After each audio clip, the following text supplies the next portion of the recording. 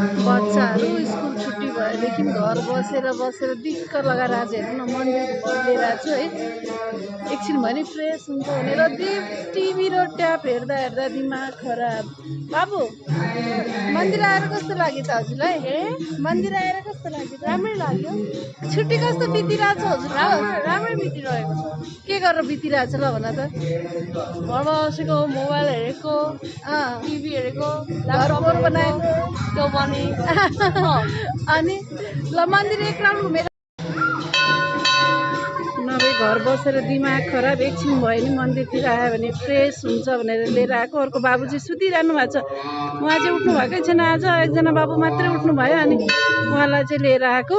अर्को बाबु मस्त निन्द्रामा हैसिन्छ। अर्को बाबु कहाँ गइस्यो? घरमा हुनुहुन्छ। सुतिराखेको छ। अबदेखि जहिले हजुरहरू दुईजना मन्दिर आउने एकछिन ल है, फ्रेस हुन्छ नि।